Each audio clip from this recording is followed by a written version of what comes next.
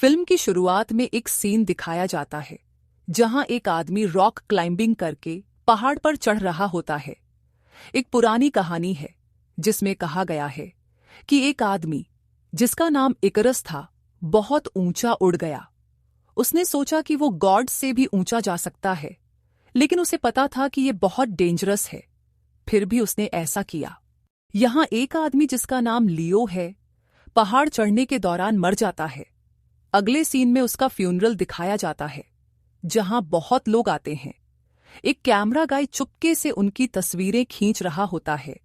निक नाम का आदमी क्रीट स्टेट में आता है और उसे वहां के लोग वेलकम करते हैं। एक लेडी जिसका नाम पेनेलोपी वर्दाकिस है उसे एयरपोर्ट से लेने आती है। पेनेलोपी को निक से उसकी फ्रेंड सैली ने मिलवाया था। निक उससे कहता है कि वो अपने ग्लासेस उतार दे क्योंकि उसे आंखों में देखकर बात करना पसंद है।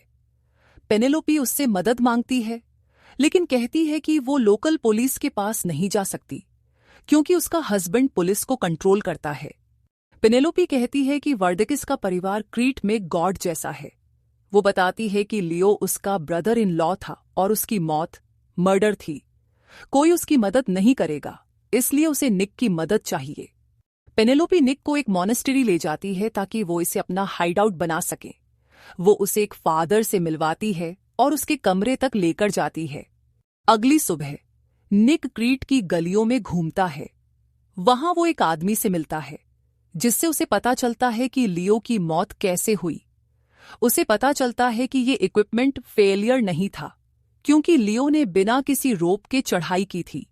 निक को उस आदमी से इन्वेस्टिगेटर का नाम पता चलता है जो जॉर्ज है। वो पुलिस स्टेशन में जॉर्ज से मिलता है और खुद को ग्लोबल लाइफ इंश्योरेंस का बताता है। वो फाइल रिपोर्ट देखने की इजाजत मांगता है, लेकिन पुलिस मना कर देती है। निक को पता था कि पुलिस वाले ने फ्यूनरल में तस्वीरें खींची थीं। वो दूर से वर्दाकिस के यॉट को देखता है। वहां उसे लियो का ट्विन ब्रदर इलियस दिखाई देता है। इलियस अपनी कार में बैठकर चला जाता है और निक उसका पीछा करता है। इलियस बिना रोप के पहाड़ पर चढ़ता है और बाद में दोनों एक कॉफी शॉप में मिलते हैं। वहां पुलिस उनकी बातचीत रिकॉर्ड करती है। इलियस कहता है कि उसने अपने भाई से बहुत प्यार किया और चाहता था कि जब लियो की मौत हुई तो वो उसके साथ होता। वो बताता है कि उनकी आखिरी मुलाकात 3 हफ्ते पहले हुई थी और उसमें उनकी लड़ाई हो गई थी। निक पूछता है कि क्या पेनेलोपी और लियो करीब थे। इलियस जवाब देता है, नहीं। निक को पता था कि पुलिस उनकी बात सुन रही है, तो वो जॉर्ज पर झपट पड़ता है। निक उसे बताता है कि वो एक प्राइवेट इन्वेस्टिगेटर है और पुलिस से कहता है कि उन्हें एक दूसरे की मदद करनी चाहिए। निक पुलिस की रिकॉर्ड की गई फाइल सुनता है और उसे लगता है कि इलियस झूठ बोल रहा है। निक फिर पेनेलोपी से मिलता है। वो पेनेलोपी से पूछता है कि क्या इलियस लियो से जेलस था, क्योंकि पेनेलोपी ने पहले लियो को अपने कॉलेज टाइम में देखा था। निक पूछता है कि वो फिर इलियस के संपर्क में कैसे आई, लेकिन पेनेलोपी कहती है कि देर हो गई है और वहां से चली जाती है। अगले सीन में निक की वाइफ दिखती है। निक कहता है कि उसे जेलस महसूस हुआ जब उसकी वाइफ ने कहा कि वो किसी से मिलने जा रही है। इस वजह से उनका मैरिज टूट गया। निक लियो के अपार्टमेंट की जांच करता है और उसे लगता है कि लियो को अपने भाई की वाइफ के लिए फीलिंग्स थीं। वो विक्टोरिया से मिलने जाता है जो लियो की दोस्त थी। निक उससे पूछता है कि बार में उनकी लड़ाई क्यों हुई थी, लेकिन वो कहती है कि उसे नहीं पता। विक्टोरिया बताती है कि लियो को पेनेलोपी से प्यार था और उसे ये पसंद नहीं था कि इलियस पेनेलोपी और दूसरों के साथ कैसा बिहेव करता है। वो बताती है कि इलियस कंपनी चलाता है और हमेशा सब कुछ जीतता है, जैसे उसने पेनेलोपी को लियो से जीत लिया। विक्टोरिया बताती है कि उनके परिवार की मां ऑड्री परिवार को चलाती है। वो कहती है कि लियो बचपन से उस चट्टान पर चढ़ता था और निक से कहती है कि वो किलर को पकड़ ले। पेनेलोपी निक को उस जगह ले जाती है जहां लियो मरा था। पेनेलोपी बताती है कि कॉलेज के समय इलियस ने लियो का फोन इस्तेमाल किया ताकि वो पेनेलोपी से पढ़ाई के लिए मिल सके, लेकिन पेनेलोपी को ये नहीं पता था कि उसके कमरे में लियो नहीं बल्कि इलियस आया था। पेनेलोपी ये भी बताती है कि उसे एलायस के साथ रिलेशनशिप जारी रखना पड़ा, यहां तक कि सच जानने के बाद भी। निक कहता है कि वो ऑड्री से मिलना चाहता है और सवाल पूछना चाहता है। निक एक पार्टी में जाता है जहां ऑड्री मौजूद होती है। वो ऑड्री से लियो की मौत के लिए कंडोलेंसेस देता है और कहता है कि शहर में लोग कह रहे हैं कि ये एक्सीडेंट नहीं था।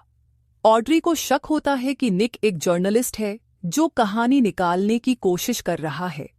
इलियस निक को देख लेता है और तेजी से उसकी तरफ आता है। इलियस कहता है कि निक एक प्राइवेट इन्वेस्टिगेटर है। वो निक से कहता है कि वो इस मामले से दूर रहे और अपने परिवार से दूर चले जाने की बात करता है। जॉर्ज चुपके से निक से मिलने आता है और कहता है कि उन्हें इस केस से पीछे हट जाना चाहिए, लेकिन निक मानने से इनकार कर देता है। निक विक्टोरिया से बार में मिलने जाता है, लेकिन बार बंद रहता है। एलायस एक बार में जाता है और निक उसका पीछा करता है। निक बार में झांकने की कोशिश करता है, लेकिन उसे बाउंसर पकड़ लेते हैं। वो निक को पीटते हैं और उसे देश छोड़ने की धमकी देते हैं। पुलिस आती है और उसे वहां से बचाती है, लेकिन निक फिर भी हार मानने को तैयार नहीं होता। अगले दिन निक पेनेलोपी से मिलता है।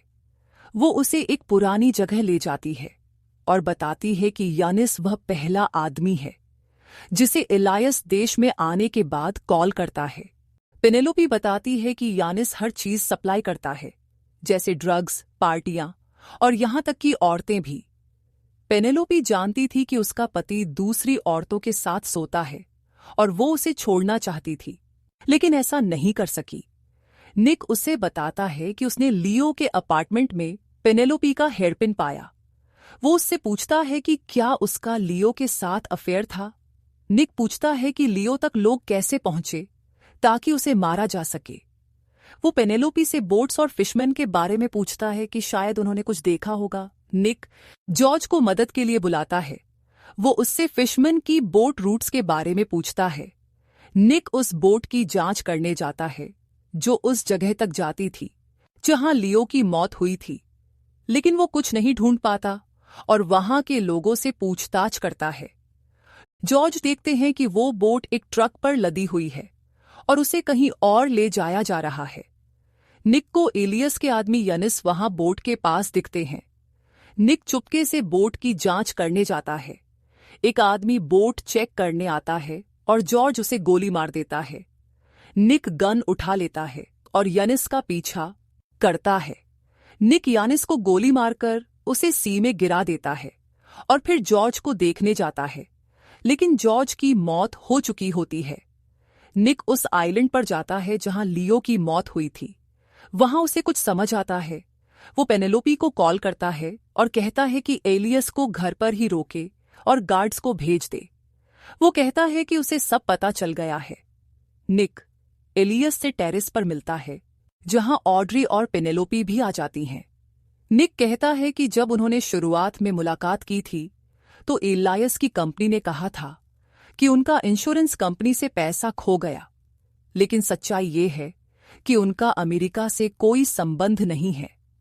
निक कहता है कि असल में लियो ने एलायस का रूप लिया हुआ था और उसने अपने भाई को मार दिया। निक बताता है कि वो एलायस था जो रॉक क्लाइंबिंग कर रहा था और लियो चोटी पर था। लियो ने एलियस के पैर पर कदम रखा, जिससे वो 30 मीटर ऊपर से गिर गया। निक कहता है कि लियो अपने भाई से जेलस था। वो सिर्फ उसे मारना ही नहीं चाहता था, बल्कि उसकी जगह लेना चाहता था। ऑड्री अपनी गन निकालती है और लियो को 2 बार गोली मारती है। पुलिस और एम्बुलेंस आती है। वो लियो की बॉडी ले जाते हैं और ऑड्री को गिरफ्तार कर लेते हैं। इसके बाद निक देश छोड़ने की तैयारी करता है। वो उस बातचीत को याद करता है जो पेनेलोपी ने प्राचीन जगह पर की थी और जल्दी से उससे मिलने वापस जाता है। निक उससे पूछता है कि क्या सैली ने सच में उसे रिकमेंड किया था और पेनेलोपी से झूठ न बोलने को कहता है।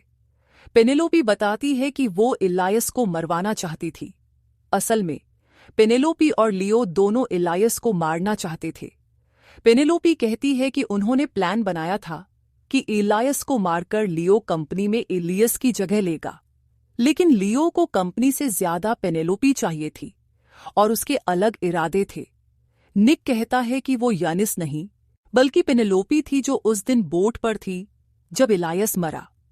पेनेलोपी कहती है कि वापस आने के बाद उसे लियो, जो इलायस के रूप में था, के साथ अलग महसूस हुआ। उसने चाहा कि कोई और लियो की असलियत उजागर करे, क्योंकि ऑड्री उस पर विश्वास नहीं करती। लेकिन उसने ऑड्री से ऐसी प्रतिक्रिया की उम्मीद नहीं की थी। इसके बाद पेनेलोपी निक को हार्बर छोड़ने आती है। दोनों अलविदा कहते हैं और फिल्म निक के अपने परिवार के पास लौटने के साथ खत्म होती है।